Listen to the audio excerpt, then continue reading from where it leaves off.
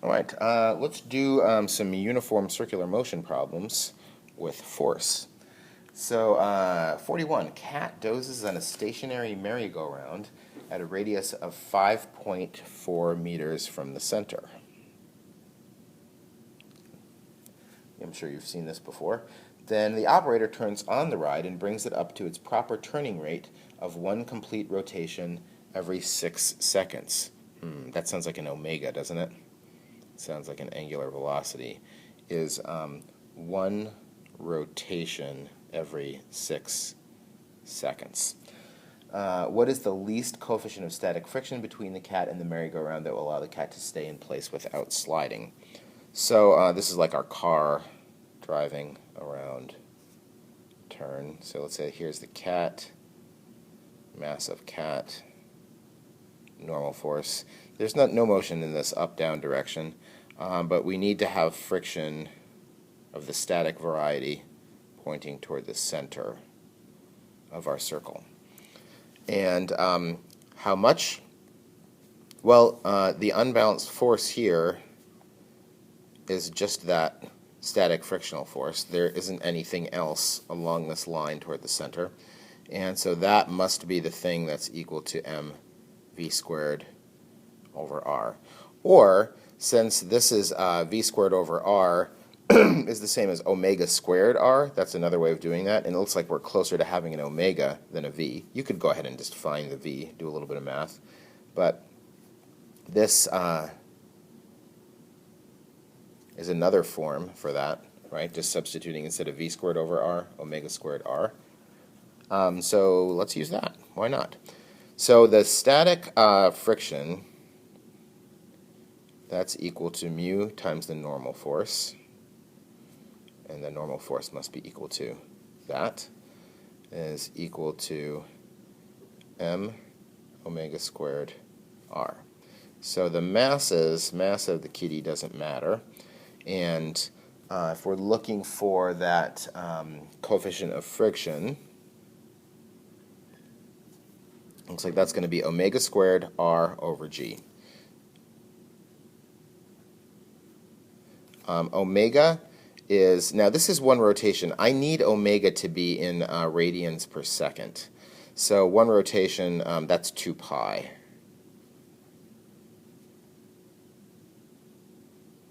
Two pi over 6 or pi over 3 radians per second.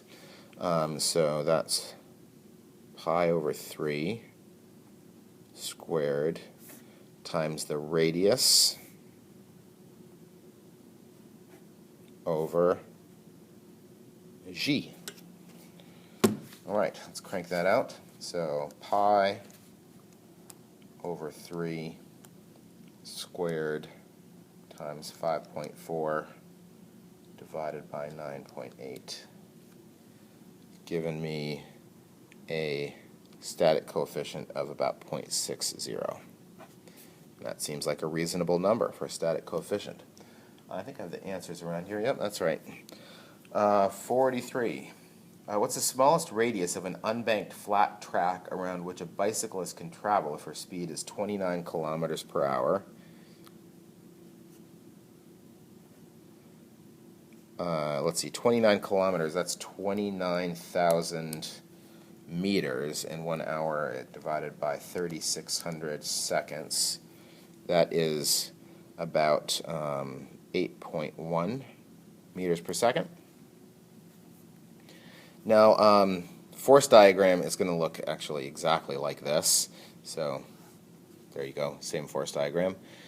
So the static friction is the only force that's available to be pointing toward the center. So that must be the thing that's equal to mv squared over r.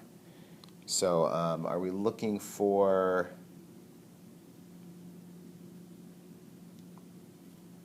This time we're looking for the radius. So I know that mu m, this is a static coefficient, mu mg is equal to mv squared over r. So the r is equal to, move that up here, v squared over mu g. Mu g. You know about that Japanese store, Muji?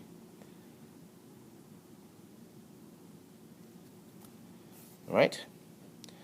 I don't know how you describe what Muji is. I guess it's kind of like Japanese Old Navy, except instead of just having clothes, they have like everything. So it's like a cross between Old Navy and Walmart or something like that. My dad actually lives in Japan, so I know more about Japan, I guess, than the average person. I don't know. Probably don't want to go around comparing yourself to average people too much. Probably a bad habit.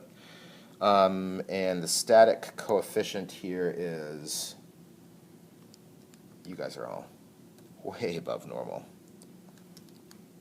right? I think so.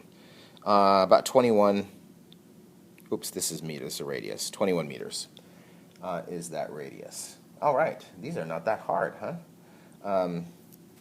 45. None of this physics stuff is that hard once you figure out how to do it. A student of weight, that's same as gravitational force, 667 Newton, rides a steadily rotating Ferris wheel with student sitting upright, so we don't have to worry about like other forces. We're just assuming that the normal force is straight up when at the top and the bottom. At the highest point, the magnitude of the normal force on the student from the seat is 556 newtons. Does the student feel light or heavy there? Well, if you're only feeling, if your like usual condition is 666, if that's your weight, then usually you're going to feel that much normal force if you're just chilling or chilling at a constant velocity. So if you're only experiencing 556 newtons of normal force, you feel lighter. In part B, what's the magnitude of the normal force at the lowest point? Well, if you're at the highest point,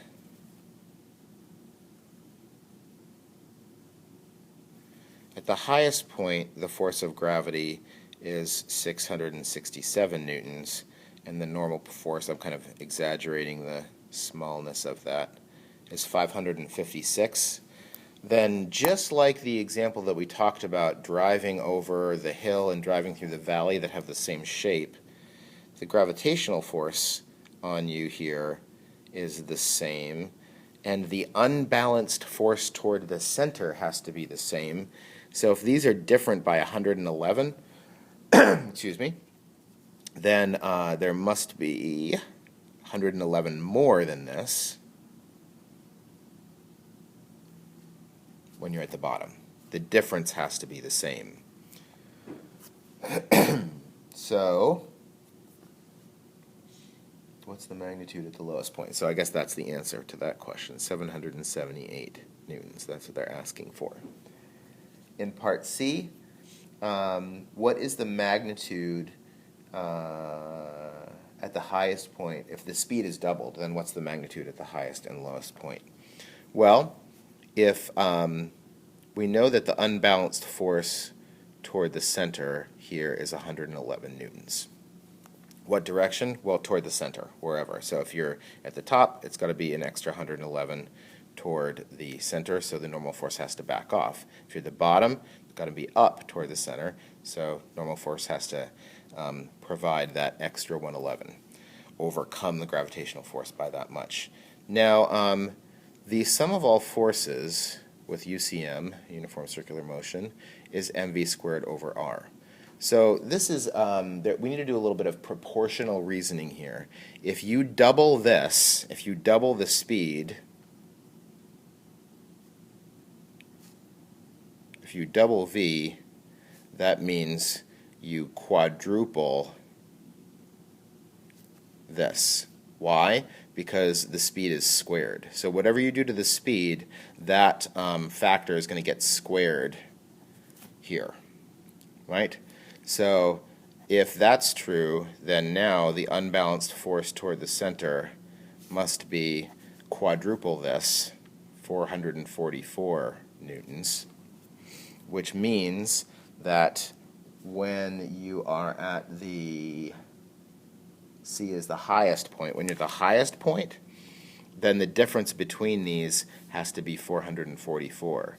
So the normal force is the force of gravity minus this centripetal force. And you could, so I'm maybe kind of skipping a step that I shouldn't. Sum of all forces here at the top is always going to be the force of gravity must be winning minus the normal force must be losing. So this is a rearrangement. I know now that the force of gravity, of course, is this, and then this is my new centripetal force, quadruple that. So that's just an algebra rearrangement of that. So now your normal force is only 223 newtons. Feeling light as a feather. Likewise here, at the bottom, it's the other way around. That's got to be winning, which means your normal force is going to be 667 newtons plus 444. 444. 444. And that means feeling heavy. That is some heavy stuff right there. All right. 47. Circular motion addict of mass. That's what people who like to go to amusement parks, if you think about what amusement parks are, it's basically like a uniform a circular motion park. If you think about all the different rides, they're all exploiting this circular motion thing. Most of them. Circular motion addict of mass 80 kilogram rides a Ferris wheel around in a vertical circle of radius 10.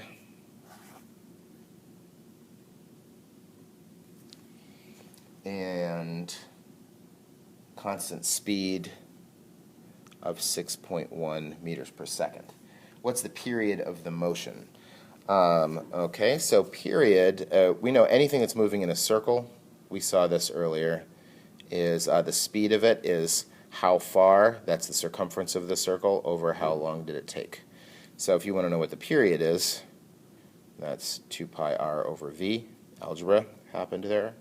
So 2 pi times r over v. So about 10.3 seconds here.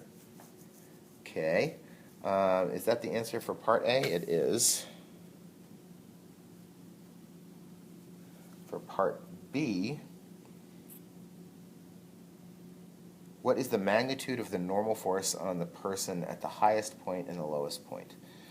Geez, didn't we just do this problem? All right, at the highest point here, going to have unbalanced force toward the center. That means the normal force has to back off.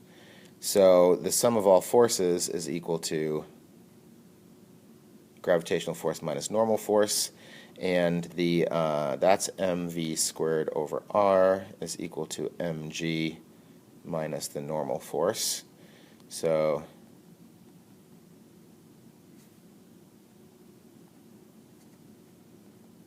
that normal force at the top is going to be equal to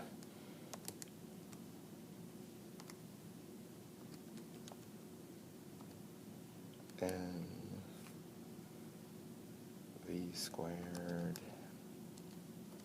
over r. I'm getting about 486 newtons there.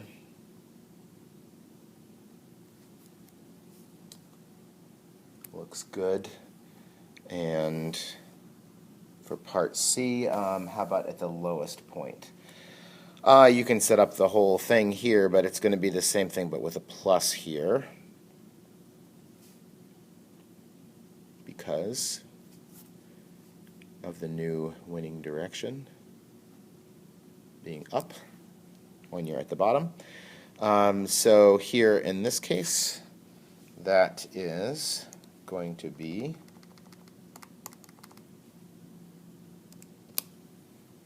let's say 1,080 newtons. I think the book might have done only 2 sig figs there, but that's good. All right, last one. Here's the car going over the hill and through the valley. So got a good example of this from your notes. Cars driven at constant speed over a circular hill. At the top of the hill, the normal force on the driver from the seat is 0. Okay, so they feel just got to the point where they're weightless, and the driver's mass is 70. What's the magnitude of the normal force on the driver from the seat when the car passes through the bottom of the valley? Driver's mass is 70 kilograms. You can do a bunch of diagrams here, but if the normal force is 0 when they're at the top, that means that the force of gravity on them is the whole thing. That is the sum of all forces. So that's the mv squared over r. And now when they're at the bottom, you've got to have the same amount of this extra toward the middle. Now, of course, the force of gravity on them isn't going to change. So this normal force, it has to balance this out plus another Fg. You can write out the equation for that if you want to. Probably a good idea. Sum of all forces here is the normal force minus mg, but the sum of all forces here is mg because they feel weightless there. So if they feel weightless at the top, if it went all the way down to 0, they're going to feel double their weight at the bottom. So for this person, that's